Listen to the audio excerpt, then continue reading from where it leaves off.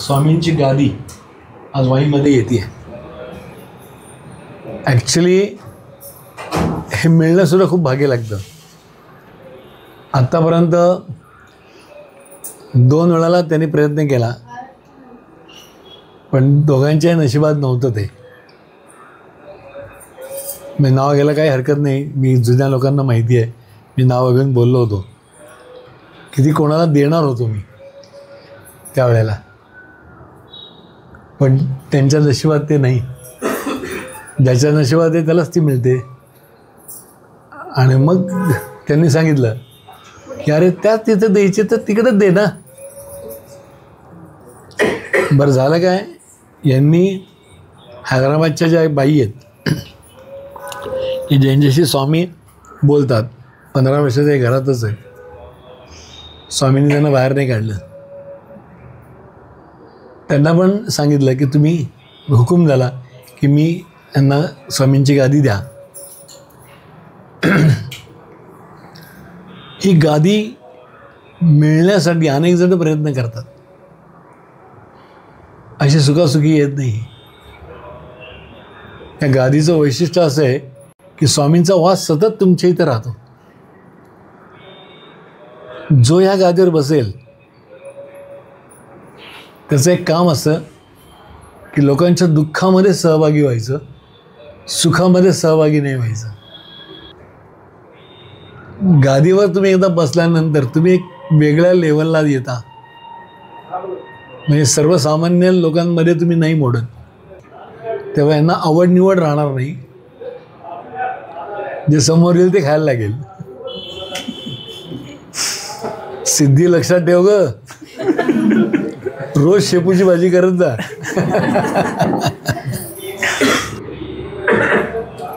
तुमच्या चेहऱ्यावर एक वेगळं एक तेज यायला लागतं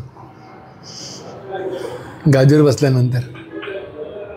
आणि समोर येणारा कुठलाही माणूस, म्हणजे शत्रू जरी समोर येऊन बसला आपल्या आणि म्हणला हे माझं काम करा, तर त्याचं करायचं.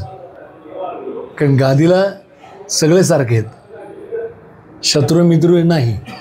समोर येणारा हा अडलेला आहे, त्याचं काम करायचं, हे आपलं काम आहे, आपण ते काम करायचं. ही गादी मिळणं खूप भाग्याचं आहे. या गादीमध्ये आता आणखीन एक चांगला एक विचार आला की त्यांना एक नाव त्यांनी सुचवलं आहे, ते त्या नावाने आता यांना मी हाक मारणार. आता हा माझा धनुरास्य होता, आता हा माझा नाही राहिला, हे माझे राहिले. गादीचा मान आला. आता यापुढे याला अरे तुरे नाही म्हणायचं, आता हा आवाज आला, कारण तो परंपरेत आला, आमच्या बरोबर आला, त्या लेवलला आला. तर अशी ही गादी आज वाईमध्ये, स्वामी आज तुमच्या वाईमध्ये आलेत. सगळ्यात कौतुकास्पद गोष्ट आहे की आज स्वामी तुमच्या वाईमध्ये आज आलेत आणि आता इथं राहणार आहेत.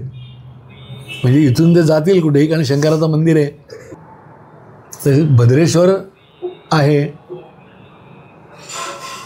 तुमच्या नशिबात कधी असेल तर स्वामी तिथंसुद्धा तुम्हाला कधीतरी दिसतील. फक्त स्वामींच्या यांनी, कारण आता गादी मिळाली म्हटल्यानंतर हे जेव्हा तिथं जातील एक वेळ ते पण तिकडे येतील. इथं तर असतीलच. एक कुठला तरी दिवस ठेवा, त्या दिवशी सगळ्या लोकांना बोलवा. रोज बसलं तरी माझं काही म्हणणं नाही. तुम्हाला कसं जमतं आहे, तुम्हाला कसं भावतं आहे, तुम्हाला कसा वेळ आहे, त्याप्रमाणे तुम्ही करा. तर मंडळी, आता जास्त वेळ न घालवता आपण आता गादीची पूजा करूया. गादी समर्पण आज धनुरास्तेला देऊया. उद्यापासून मी त्याला धनु नाही म्हणणार, उद्यापासून वेगळं नाव असेल. ते गादीवर बसवल्यानंतर तुम्हाला सगळ्यांना सांगेन, त्या नावानेच त्यांना हाक मारा. मी पण त्याच नावाने हाक मारीन. पुढे पुढे जसं वाढत जाईल अजून, तसं ते अजून वाढत जाईल. बघूया आपण. सगळेजण सोहळा बघा, तो चांगला असतो, छान. आणि तुम्हालाही वेगळा प्रकार बघायला मिळेल. श्री स्वामी समर्थ.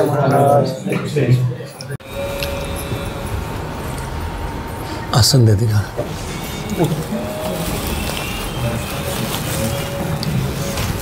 दरवाजा हे दरवाजाने ना.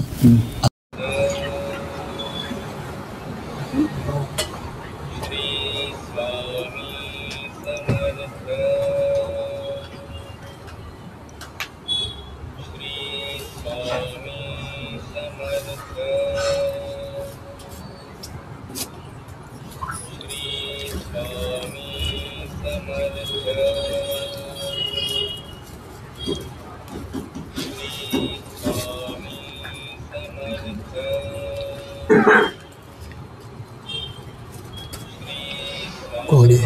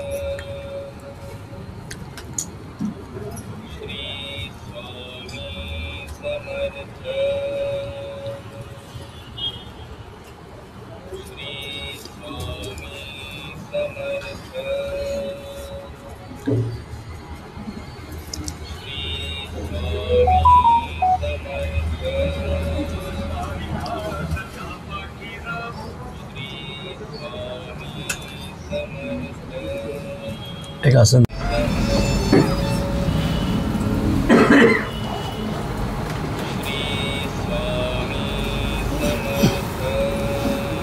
चला देवा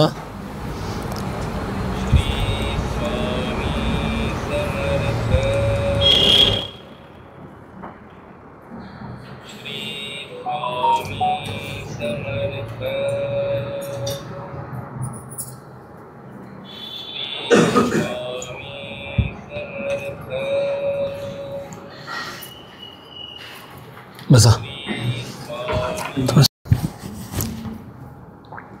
हात धरा. म्हणा मी उठणार नाही मातणार नाही. उठणार नाही वाटणार नाही.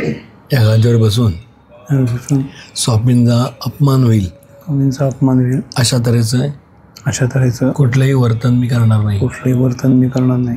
येणाऱ्या प्रत्येक माणसाचं काम संकट निवारणाचं किंवा कोणतंही सफल करण्याचा जास्तीत जास्त प्रयत्न करीन.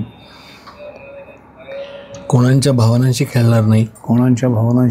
कोणाला लुटणार नाही.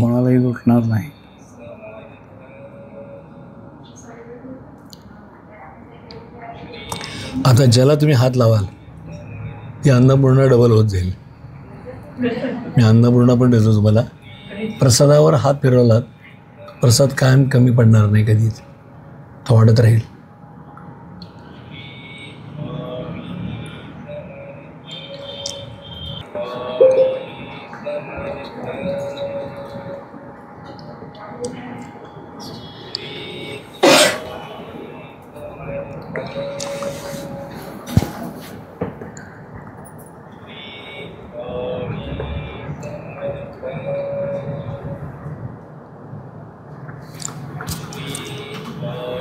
गादीचा कार्यक्रम झाला आहे. आता यांना बसवलं आहे गादीवर. आता यांना तुम्ही म्हणताना ऐका नाव स्वामी केशवानंद. आजपासून यांचं नाव आहे स्वामी केशवानंद. स्वामी केशवानंद महाराज की जय. स्वामी केशवानंद महाराज की जय. स्वामी केशवानंद महाराज की जय. त्यामुळे आजपासून हे रास्ते नाहीत. हे केशवानंद, स्वामी केशवानंद.